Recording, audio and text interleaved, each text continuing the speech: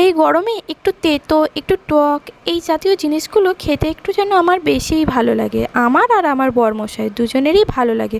হয়তো অনেকের ভালো লাগে না, কিন্তু এইভাবে একবার আজকে ডালটাই বানাবো, তাও আবার উচ্ছে দিয়ে আর সজনে ডাঁটা দিয়ে। আর দেখুন, ডাল বানানোর জন্য আমি এখানে মটর ডাল নিয়ে নিয়েছি। আর এই সময় বেশিভাবে যেটা পাওয়া যায় সজনে ডাঁটা আর উচ্ছে। আর এই সজনে ডাঁটাগুলোই কেটে ছোট ছোট করে নেবো, আর উচ্ছেগুলোও কেটে নেব। আর এদিকে দেখুন, ডালটা কিন্তু আমি প্রায় 1 ঘন্টার মতো ভিজিয়ে রেখেছিলাম, যাতে দুটো সিটি দিলেই ডালটা সহজেই সেদ্ধ হয়ে যায়।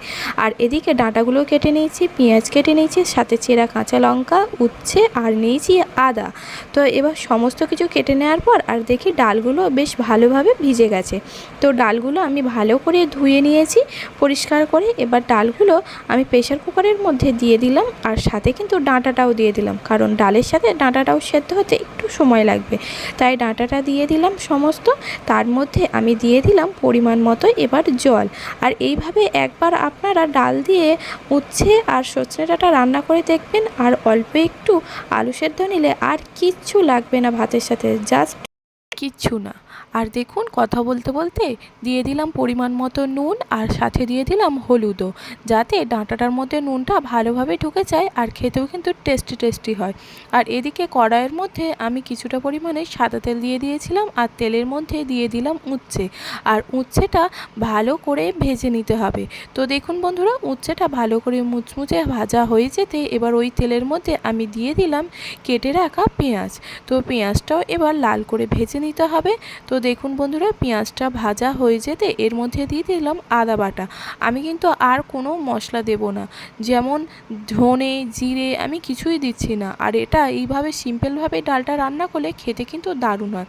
তারপরে দিয়ে দিলাম চেরা কাঁচা লঙ্কা, দিয়ে দিলাম নুন, হলুদ আর লঙ্কা গুঁড়ো। নুনটা কিন্তু মাথায় রেখে দেবেন।